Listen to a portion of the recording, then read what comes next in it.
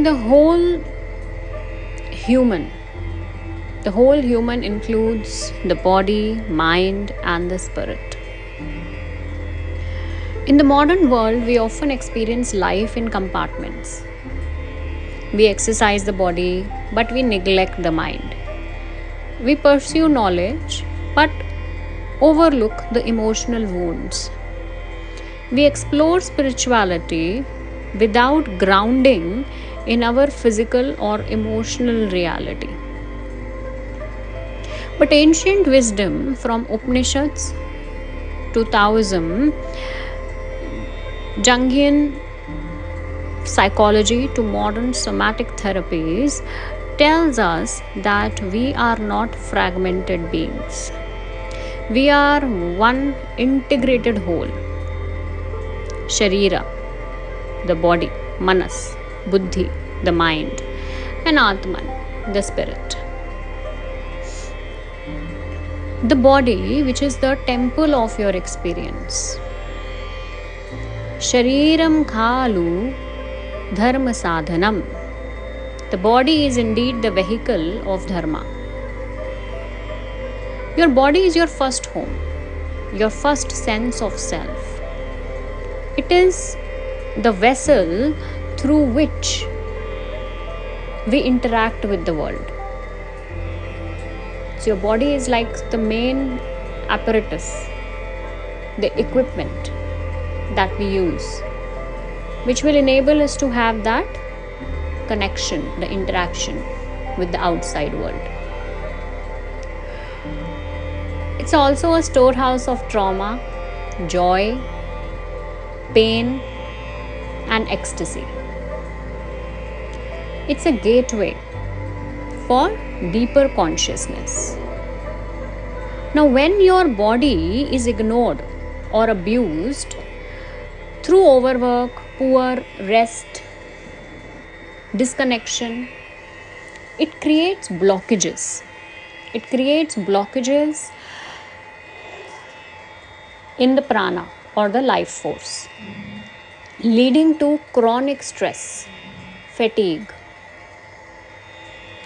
disconnection from your intuition. Modern science, the gut is called the second brain.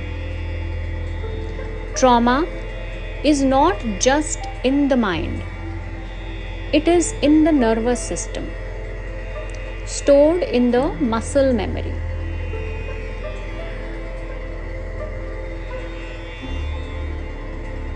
How we can integrate? We can integrate through meditation. There are different kinds of meditations that we can do. We can do body scan, we can do yoga nidra, we can even do some somatic practices which can help release the stored pain.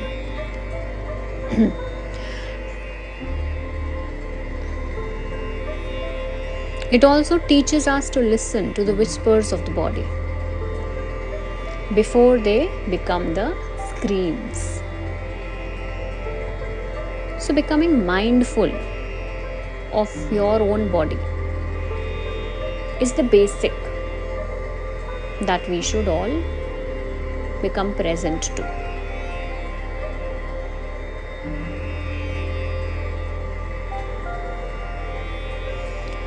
The mind, which is the bridge between the worlds. Yad bhavam tad bhavati. As you think, so you become.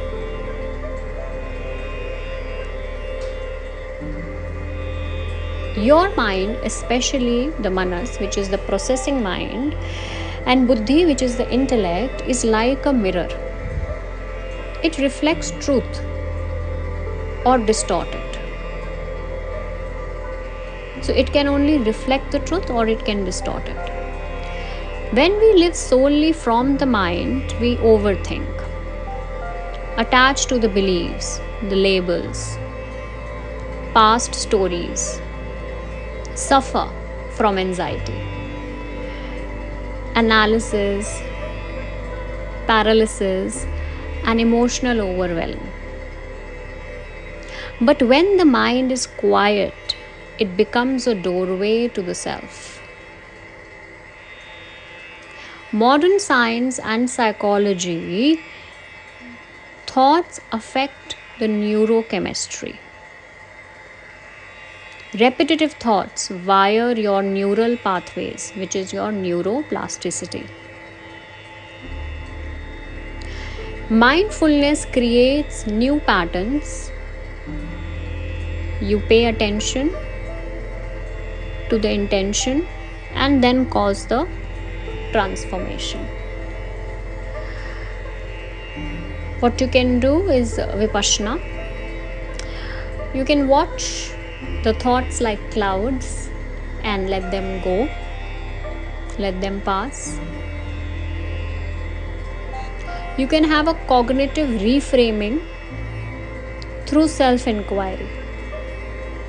Whose thought is this? So whenever you are getting the thought, question yourself.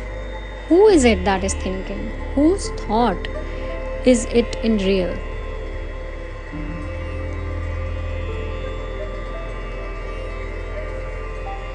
Now, what is the spirit? The spirit is the light within you. Atma Deepo Bhava. Be a light unto yourself, said by Buddha.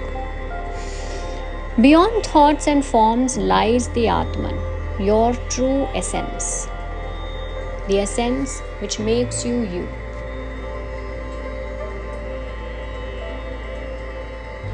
Unchanging, eternal, luminous, not born, not dying, not wounded. The witness of all experiences. Yet most people live with the false identity. I am my role, job, relationship. And they forget their divine nature.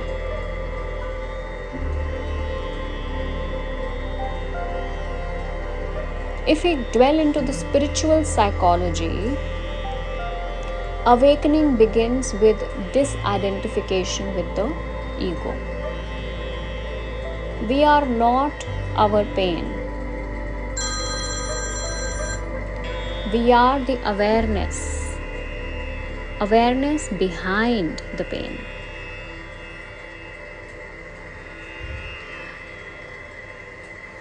Deep meditation activates the default mode network, which is responsible for the self-concept. When this quiets, people often report ego dissolution, feeling at one with all. So you can get into a continuous practice of self-inquiry. Who am I? You can even do heart-centered meditations, which are called metta or loving kindness meditations. And very simple, tratak, gazing the candle for stillness and inner connection, can deepen your connection with yourself. It's a very, very good cleansing methodology which can be used.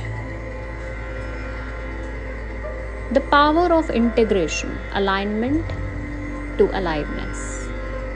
When body, mind, and spirit are aligned, we become present. We feel alive without needing external validation. Our actions reflect clarity, words radiate compassion, presence transmits peace. See, you are not a drop in the ocean, but the entire ocean in the drop. Rumi's quote, which I am very, very fond of, and I have shared this multiple times. It has a very, very deep meaning only when we become open to it, when we really realize it, that how vast our existence is, much beyond than you think.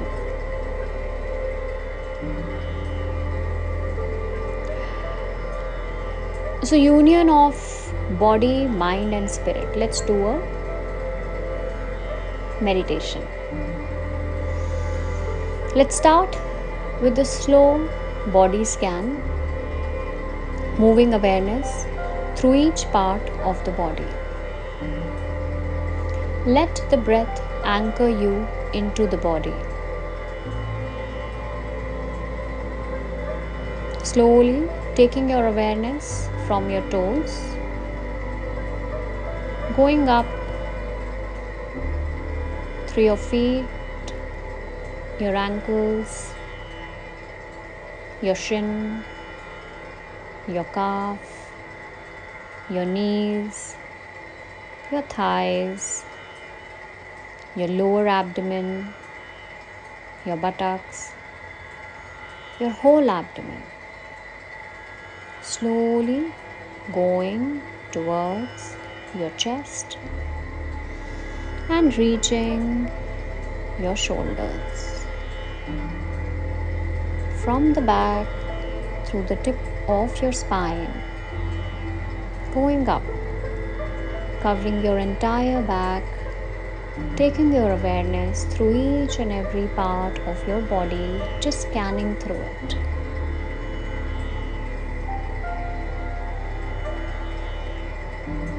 Slowly reaching your upper back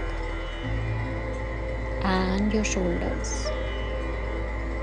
Now from the shoulders, slowly take your awareness through your arms to your fingertips.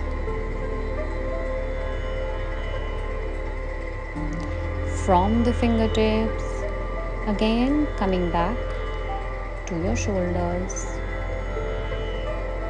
Now slowly reaching the neck. From the neck, going towards your chin, your lips, your cheeks, your nose, your both eyes, your forehead, and slowly reaching your crown. From the back, slowly going up through your neck, covering your skull and reaching your crown. Now shift the awareness to the mind.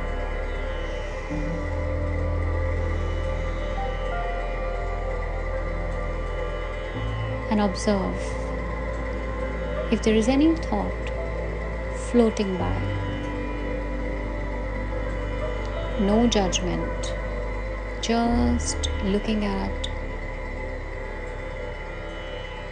the thought, just becoming present to the thought.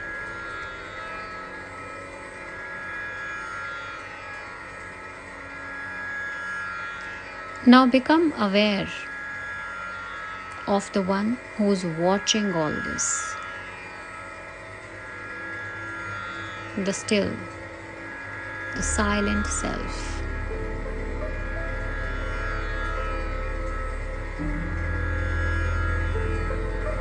Rest here, just being.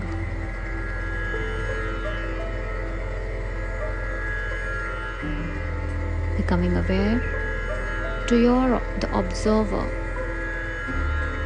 your true self.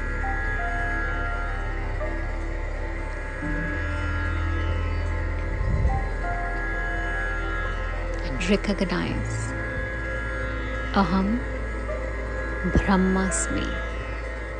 I am that.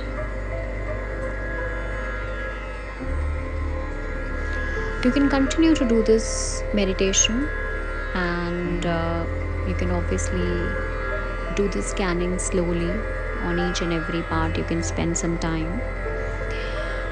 If you're not in a state to maybe relax and become present to your own mind and body, maybe you can do some reflection and ask yourself a few questions and try and find the answers. Where am I not listening to my body? Where is it that you are not listening? What is it that you're ignoring? What beliefs do I still carry that are not mine? You carry a lot of beliefs from your past, from the cultures, the society you come from, maybe somebody whom you really looked up to. Become present to that. How can I nurture the self who is within me today? What is it that I can do for that self, for the being that I am?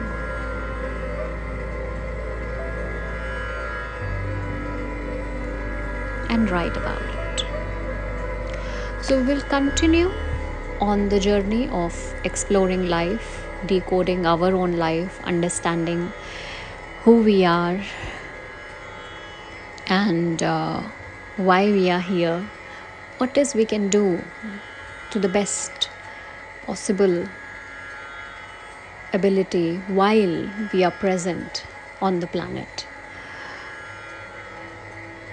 So you stay with me for more. Hari Om.